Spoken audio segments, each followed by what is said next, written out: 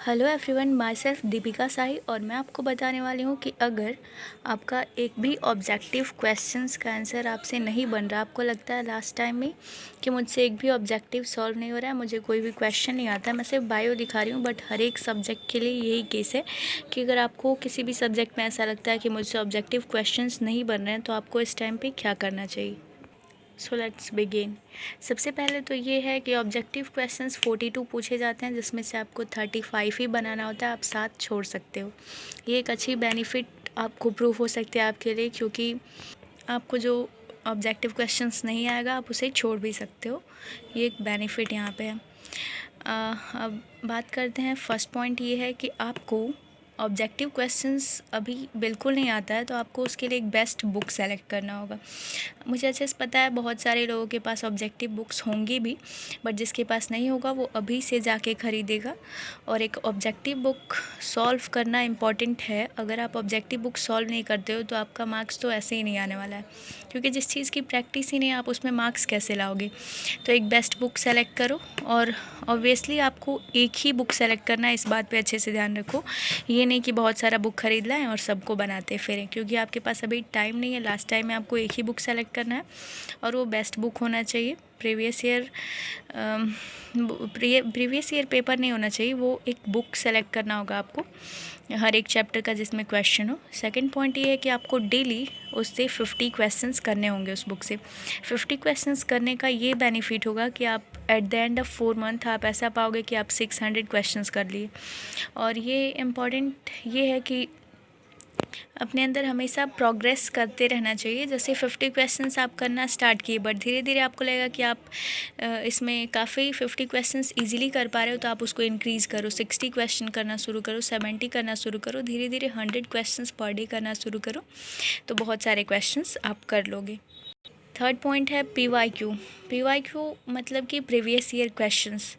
Previous year questions तो आपको एक एक देख के जाना है, और अच्छे से आपके दिमाग पे रहना चाहिए कि आपको कोई सोए हो, कोई उठा के रात को भी पूछे ना, तो आपको वो प्रीवियस ईयर क्वेश्चंस का आंसर पता हो। प्रीवियस ईयर क्वेश्चंस आपको पूरा करके जाना है, क्योंकि लगभग 50% क्वेश्चंस PYQ से रिपीट कर जाता है, या फिर उससे सिमिलर होता है, मतलब उससे मैच करता है। यानी कि आप PYQ अगर कुछ याद करके रखे हो, तो अगर क्वेश्चंस पूछते हैं तो कुछ कुछ क्वेश्चन या तो डिक्टो सेम होता है, या फिर हल्का सा उसमें ट्रांसफॉर्मेशन होता है, बाकी क्वेश्चन सेम होता है। आप उससे आइडिया लगा सकते हो और बना भी सकते हो। तो PYQ तो 100% यानी प्रीवियस ईयर क्वेश्चंस पूरा याद करके जाना है, एक भी पॉइंट नहीं छोड़ना है।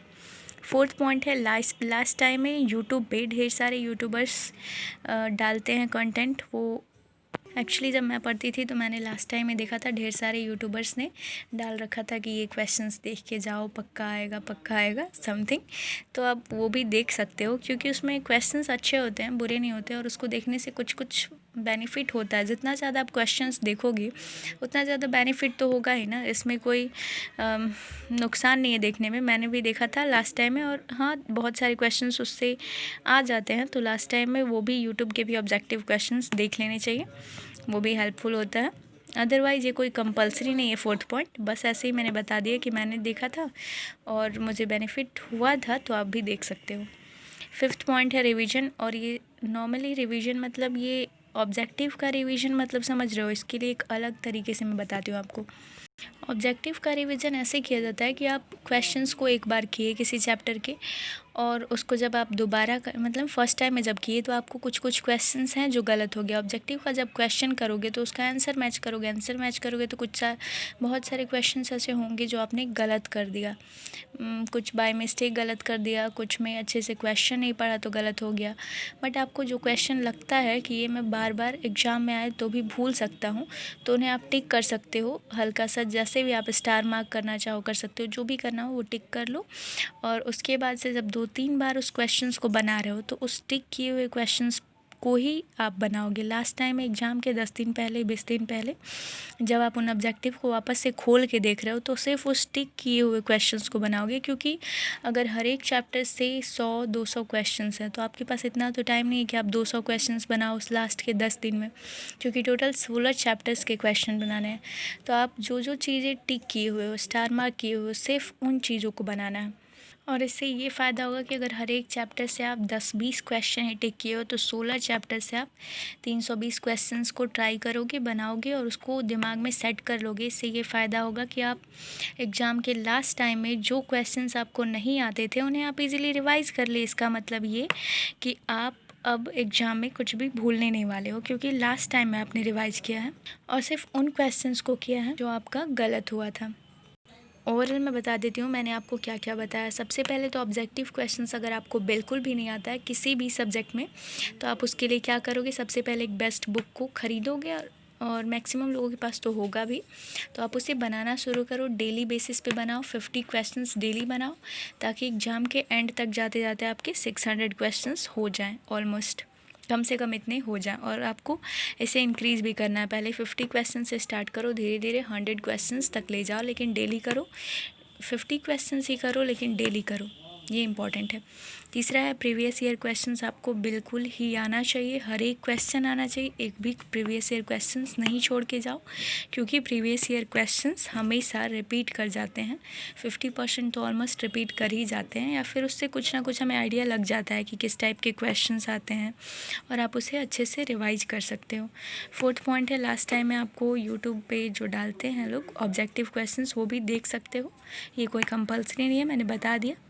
एंड फिफ्थ पॉइंट है कि रिवीजन कैसे करना है, जो मैंने आपको अच्छे से बताया कि टेक आउट करना है 3 से 4 बार उसको, मतलब जब भी आप बना रहे हो तो उसको टेक आउट करो अच्छे से। और उसके बाद जब एग्ज़ाम के 10 दिन पहले 20 दिन पहले आप बना रहे हो तो उस टाइम पे आप सिर्फ टिक आउट किए हुए क्वेश्चंस को बनाओ, क्योंकि अगर आप 10 या 20 क्वेश्चन टिक किए हो तो यानी आप 320 क्वेश्चंस एग्ज़ाम टाइम में बनाओगे और उससे आपका पूरा प्रॉपर रिविज़न हो जाएगा। बस इतना ही। ओके देन गाइस, अगर आपको लगता हो कि मेरे वीडियोज़ से आपको बेनिफिट्स हो रहे हो, मेरी बताए हुए बातों से आपको बेनिफिट्स हो रहे हो, तो मेरे चैनल को लाइक करें, शेयर करें एंड सब्सक्राइब करें। और हाँ, अगर आपको कोई भी चीज़ किसी भी पॉइंट पे, किसी भी टॉपिक पे वीडियोज़ बनवाने हो तो आप कमेंट करें, ताकि मैं आपके हर एक क्वेरीज़ को अच्छे से समझूं, आपको किस पॉइंट पे प्रॉब्लम है उसे समझूं और मैं उस पर वीडियो बनाऊं। मेरा मेनली यही एम्बिशन है कि मैं आपका हेल्प करूं, लास्ट एग्ज़ाम के डेट तक हेल्प करूं। Till then, thank you, bye bye guys.